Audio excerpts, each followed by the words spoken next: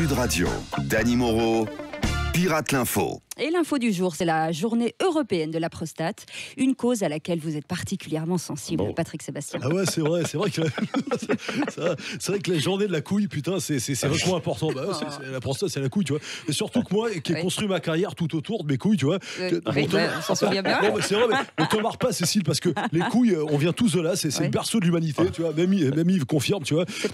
Et puis surtout, il faut les protéger contre tous ces salauds qui nous les cassent et nous les brisent. C'est pour ça que contre la maltraitance faite aux burnes, moi j'ai créé un hashtag. Après balance ton porc, je lance le hashtag cajole mes roupettes. Ah oui, c'est la classe incarnée. Hein. Ouais. Oui, enfin Patrick, cette journée, je vous rappelle quand même que c'est surtout le moyen de sensibiliser le public au cancer de la prostate. Ouais, mais attends, mais moi aussi je suis un mec hyper sensible d'ailleurs. Ouais. D'ailleurs que celui qui n'a jamais subi un toucher rectal lève le doigt. Non. Putain, je suis tout seul.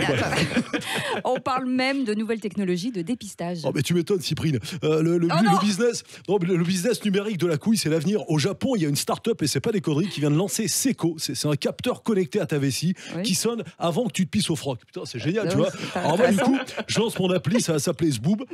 Dès que tu as une demi-molle dans le calbar qui vibre comme un Thermomix, tu vois, tu as le calbar qui vibre comme un Thermomix. Résultat, ça te fait un smoothie avec tes deux pruneaux. Et en solidarité à tous ceux qui flippent du cancer de la prostate, moi j'ai fait une petite chanson d'amour. Allez, on y va. C'est génial. Allez, Patrick. Prends mes deux boules dans ta main.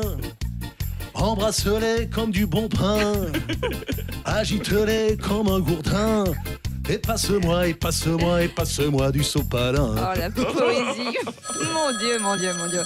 Ah pardon, excusez-moi. Je crois que nous avons un appel au standard de Sud Radio. Monsieur Balladur, c'est vous? Pardon de vous le dire, mais non, c'est Manu Pôle emploi.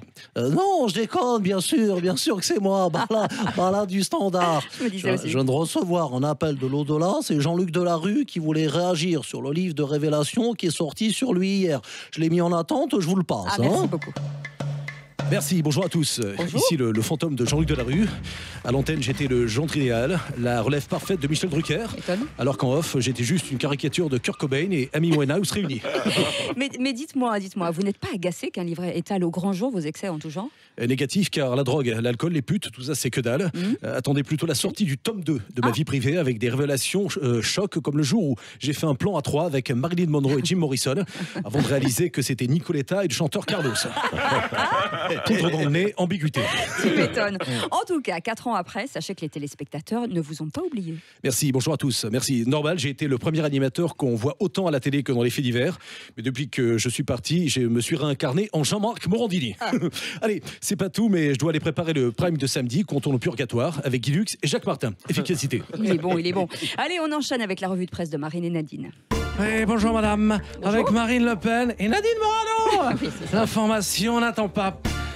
Dis donc, t'as vu Nadine? Brigitte Macron va jouer son propre rôle dans la série Vestiaire. Ouais, ben moi je trouve ça bien de l'emmener dans un vestiaire. Mais attention, si Brigitte s'aventure dans les douches, elle risque de tomber sur Macron en train de savonner Benalla. Dis donc. T'as vu, Zemmour s'est écharpé à la télé avec la chroniqueuse Absatoussi, là, au sujet de son prénom qui ne serait pas assez français selon lui. Ouais, remarque, à force d'entendre les polémiques populistes de Zemmour, je sais plus si son prénom c'est Matteo, Salvino ou Marino. Il y a quelques jours, les députés ont voté l'interdiction des couverts et des contenants jetables en plastique. Une mesure qui a bien sûr fait réagir de nombreux Français. Oh yeah, oh yeah, Cécile, dame Cécile, moi, Arnaud de la Montebourg, qui suis né avec une cuillère en argent dans la bouche, je viens parler au nom du lobby des couverts. Ouais. Alors comment voulez-vous qu'au PS, on s'envoie la vaisselle à la tronche si on n'a plus d'assiette en plastique? C'est pas idiot ça. Non, on n'a pas le budget de Macron pour s'acheter des mugs en porcelaine fabriqués en Chine de Limoges, nous, hein. Diantre, rendez-nous le plastique, car comme disait le philosophe strauss-kahnien, le plastique, c'est fantastique. Le caoutchouc, c'est super doux. Merci, DSK.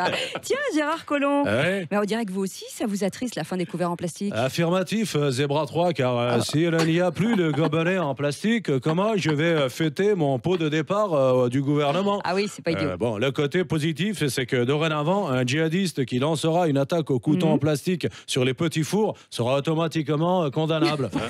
Et vous, Cyril Lignac, cette interdiction est-elle une aberration culinaire. Pas du tout, Maïté. Car en interdisant les couverts, on arrête enfin une discrimination envers les Français qui n'ont pas de bras et qui étaient montrés du doigt parce qu'ils mangeaient en aspirant les aliments à la paille. Je vois.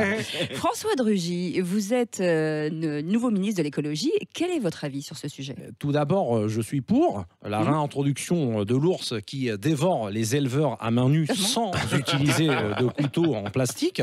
Ensuite, à l'image de Nicolas Hulot, je serai un ministre écolo jetable qui, comme les couverts, partira à la benne à la première occasion. En fait, ça ne change pas, c'est super. Pour conclure, Jean-Claude Van Damme, je crois que vous avez la solution pour remplacer les couverts en plastique. Ok, salut CJC VSD, Jean-Claude Van Damme, samedi dimanche. Si tu veux mettre KO un député empoisonneur et hypocrite qui interdit le couteau en plastique en même temps qu'il autorise le glyphosate, ben tu lui fais une fourchette dans les yeux avec les doigts.